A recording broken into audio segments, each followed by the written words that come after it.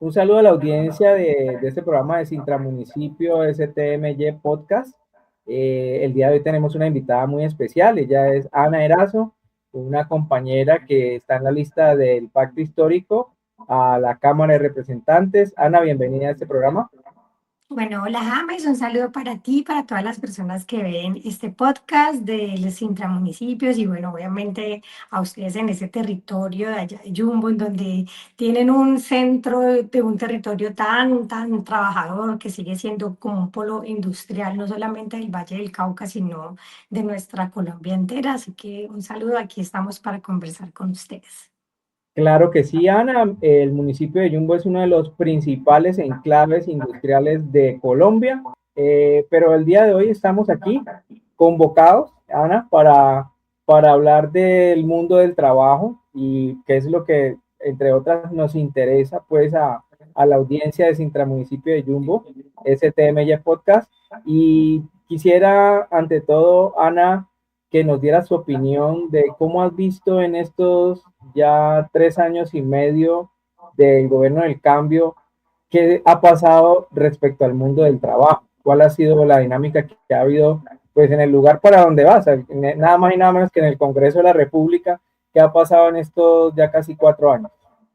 Bueno, pues la verdad es que por primera vez en la historia de Colombia tenemos un presidente que, como venían los otros presidentes recortando derechos, quitando derechos laborales, pues por primera vez en la historia tenemos un presidente que piensa en el sector laboral. Que por supuesto falta muchísimo, claro que sí. De hecho, incluso muchas personas nos han dicho hay que pensar en una reforma 2.0, pero digamos que hasta ahora lo medianamente importante es que ya se está poniendo en el fondo de la discusión política que hay que retribuir y antes ganar muchos más derechos a las personas que de alguna manera le aportan al Producto Interno Bruto de nuestro país y por supuesto a la fuerza laboral que en últimas es la que soporta la economía de Colombia y del mundo entero. Entonces, sí tenemos un presidente que ha trabajado por poder garantizar esos derechos, la reforma que se radica en el Congreso de la República y que incluso en un primer momento tumbaron, que luego volvieron a recuperar, porque se dieron cuenta que los mismos congresistas estaban dando un tiro en el pie, medianamente rescata esos derechos que hemos dicho hasta ahora son los recargos dominicales y las horas extras y bueno, habrá que seguir trabajando, pero lo importante es que hoy sí tenemos un presidente que piensa en los sectores que sostienen y son la base fundamental de la economía en nuestro país. Importante eso que señalas, Ana, pero también recientemente se ha generado una discusión, sobre todo en medios no alternativos como el nuestro, sino los medios hegemónicos, sobre el incremento del salario mínimo. Y obviamente ellos han entrevistado a todos los sectores de la derecha, a los gremios empresariales para que den su opinión en clave de lo que opina la ultraderecha colombiana frente al incremento salarial de este año 2026, que entre otras, también este gobierno se ha caracterizado por hacer unos incrementos salariales que han crecido respecto a la inflación año corrido del año inmediatamente anterior, que nosotros tuvimos incrementos salariales del salario mínimo, valga la redundancia, por debajo de la inflación. ¿Qué opinión también te merece esta buena noticia para los trabajadores colombianos? Bueno, Petro no solamente radicó una reforma que hoy es ley, sino que también pensó de manera paulatina en cómo mejorar las condiciones de la economía para poder llegar a este punto de incrementar este salario. Muchas personas han hecho críticas y han dicho, no, es que Petro aumentó ese porcentaje porque estamos en campaña. Yo creo que es importante desmontar ese sofisma que se han ido creando, porque recordemos que Petro recibe un país con muchos problemas económicos, con muchos problemas de violación de derechos humanos. Entonces teníamos como que ir organizando algunas cosas para poder ahora sí tener este incremento que para mí es supremamente histórico. Petro recibe el país con un salario mínimo de 1 millón de pesos y lo va a entregar con un salario mínimo de 2 millones de pesos y lo ha hecho de manera paulatina. Primero nos dio mucha alegría que al menos el aumento salarial fuera de 2 dígitos. Que yo recuerdo que mi mamá me decía, hija, es que cuando yo vivía aquí en Colombia, ya no vivía aquí, yo me acuerdo que el salario incrementaba 15.000, 16.000 y eso sinceramente no servía para nada. E incluso los sectores del empresariado decían, no, es que la economía está muy mal, la inflación está muy alta, mire el precio del dólar, la economía no va bien y por eso tenemos que aumentar solamente el 5, el 7, hasta el 8 alcanzaron como a aumentar. Luego llega el presidente y obviamente le da ese incremento que todos, la derecha decía de 2 dígitos, que la derecha decía que no iba a estar bien, que eso iba a generar impactos en la economía y hoy vemos que este país definitivamente en este último año ha tenido una economía bollante, ha tenido una economía estable, ha tenido una economía en donde incluso los estamentos internacionales, en donde incluso los mismos empresarios de Colombia han dicho, nos está yendo bien. Entonces, si ya la economía está bien, si el precio del dólar está regulado, si incluso terminamos con un IPC del 5,1%, ¿por qué no aumentarle a quien es la base fundamental de ese salario, que es el trabajador? Y por eso se toma esta decisión que para muchos otros sectores obviamente es supremamente excesivo y abusivo, pero que para la ciudadanía es justo. Entonces, este aumento salarial es solamente una justicia en torno a muchos años en los que la economía sí estuvo bien para los ricos y ellos no adecuaron ese porcentaje. Por eso saludamos que haya sido ese salario. Y bueno, hay que esperar este primer trimestre cómo empieza a ir, pero por lo menos ya tenemos un IPC que quedó en un 5,1%, que es una gran noticia. La inflación va bien. Hoy los huevos están a 10.000, 9.000 pesos. Entonces, creo que eso han sido acertados y yo creo que de todas las cosas que yo puedo valorar del presidente Gustavo Petro es precisamente dos cosas. Uno, su inteligencia en términos económicos. Yo creo que es el hombre que más sabe del modelo económico del país, pero sobre todo dos, que ha pensado en la ciudadanía, que ha pensado en los sectores vulnerables, en quienes sostienen esto, que en últimas, insisto, pues es el trabajador y para mí el trabajador es la fuerza fundamental de absolutamente todo en el país, del sostenimiento de las empresas, del sostenimiento de la economía y también, ¿por qué no?, del sostenimiento del movimiento social, que ha sido el único que ha salido a defender los derechos. Y bueno, también dentro de ese movimiento social está el sindicalismo, ¿no? Que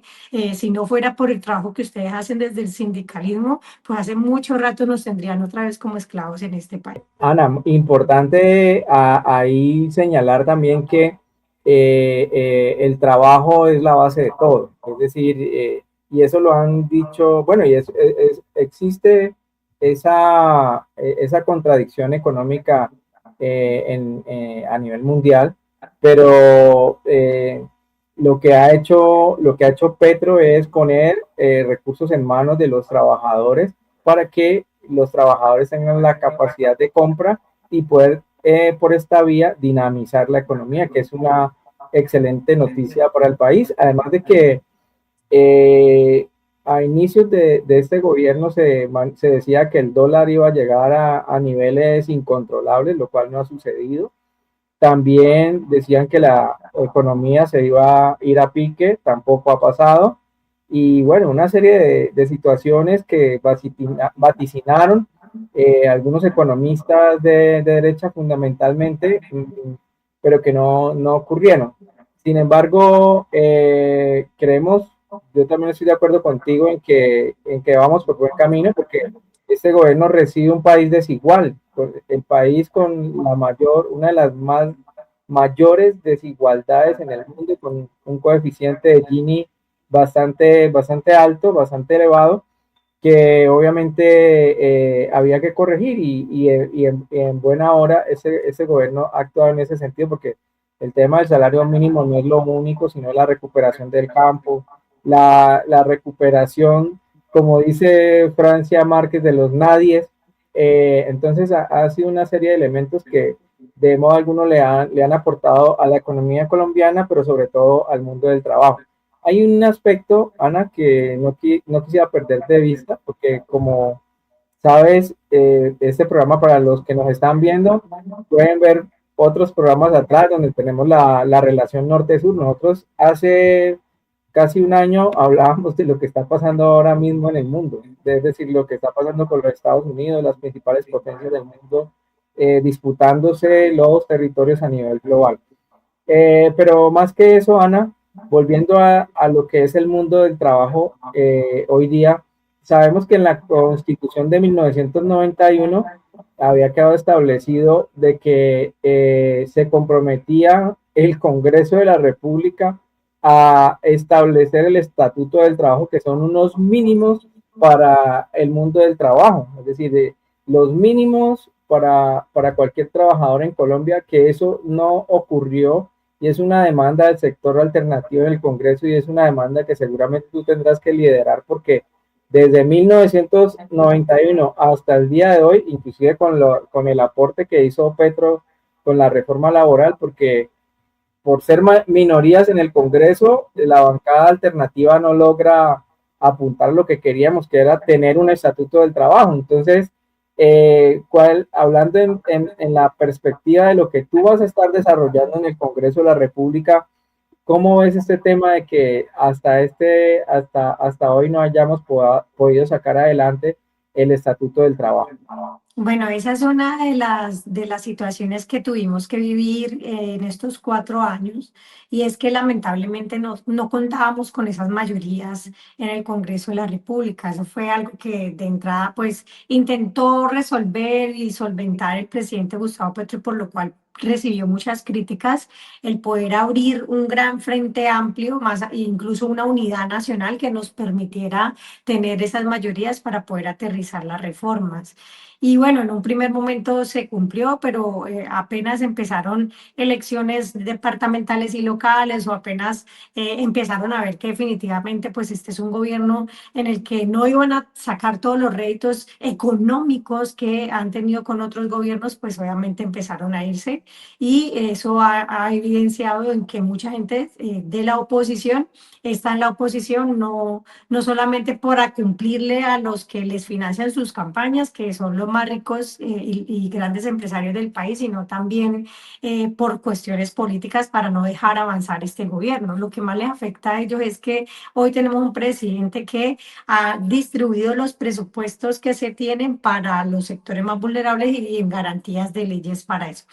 Y bueno, no hemos podido pasar muchas reformas, dentro de esas el estatuto, que yo creo que es algo que nosotros decimos, por eso necesitamos un gobierno del cambio 2.0, ¿sí? Necesitamos que de alguna manera tengamos en la presidencia que pueda construir estas reformas, que pueda garantizar estas leyes, y un Congreso mucho más fortalecido, como he dicho yo, no solamente la defensa del cambio, sino el fortalecimiento del cambio, para poder tener muchos más congresistas que nos permitan seguir avanzando en esas reformas. Es una tarea que tenemos, está dentro de nuestras banderas de lucha de la curul y la gente, y es darle prioridad a las reformas que hemos venido constituyendo. Y bueno, también decirte que nosotros, y es una invitación que les hago a ustedes, nosotros tratamos mucho de consolidar nuestra articulación con un pie en la institución y miles en las calles. ¿Qué significa las miles en las calles? Que es las personas, los sindicatos, los movimientos, los sectores, pues nos tienen que dar la línea, ¿cierto? Digamos, ustedes que hacen parte de los sindicatos saben y reconocen cuáles son las necesidades. Entonces, que la idea es que nosotros les podamos decir, bueno, ¿qué vamos a hacer? ¿Cómo ya avanzamos en esta reforma? ¿Cómo seguimos avanzando? Incluso hay personas que dicen, necesitamos una reforma laboral 2.0. ¿Cuál es esa reforma laboral 2.0? ¿Qué se necesita frente al estatuto? Y que podamos ir fortaleciendo el sector del sindicalismo en articulación con nuestra curul, que nos diga, mira, Ana, creemos que está la ruta, hay que hacer esto, está la línea, hablemos aquí, Chan, y esa es como la oportunidad que quiero, pues aprovechando este espacio para decirle a ustedes que tengamos escenarios de conversación continua dentro del Congreso para poder construir esas leyes que ustedes necesitan, para hacer las reformas que ustedes consideren, y en ese caso cada vez más mejorar las condiciones de, como lo hemos dicho hasta ahora y tú mismo también lo dices, del sector, la fuerza más importante del país, que es el trabajador. El centro de la vida del país es el trabajador. Sin el trabajador no se movería la economía, no se moverían las empresas, no se moverían las industrias, no se movería absolutamente nada. Entonces, Creo que si el trabajador es el que está moviendo y está generando la economía, está generando incluso la disputa política, pues es el que tiene que ser de nuevo el sujeto fuerza dentro del país. No, muy importante eso que mencionas y créeme que ahí estaremos para trabajar y liderar procesos. Sintra Municipio lidera procesos a nivel nacional.